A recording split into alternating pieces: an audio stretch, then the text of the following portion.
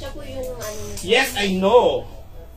Oh, what do you have to say for yourself? Alam mo, ikaw ha, I was talking to you in English, and then sinasabi ko sa'yo, and of course, I was mad, irate, at talagang so you have to understand. But the thing is, when you step out of your booth, at literally tumayo ka dun at sumigaw ka ng wala kayong karapat na sigawan ako, don't you know that what you're doing is mas pinapahiya mo ang customers kung kanino galing ang money na pinababayad sa inyo at pinababayad dito sa mall na to.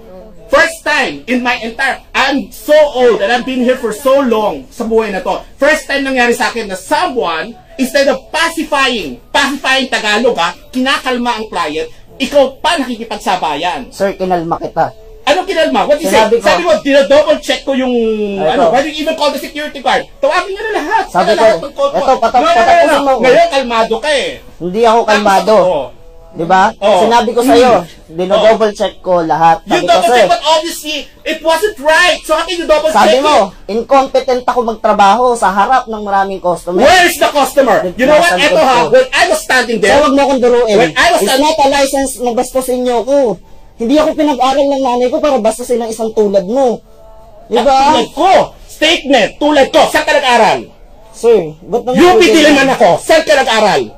Yung pala pupuntahan natin ha. Saan ka nag-aral? Yun nga po, sir. Saan ka nag-aral? UP Diliman ako. Saan ka nag-aral? Tignan mo. Pointing a finger doesn't mean na minaliliit ka. It's stressing a point. Kung nag-aral ka talaga maigi, you should have known that.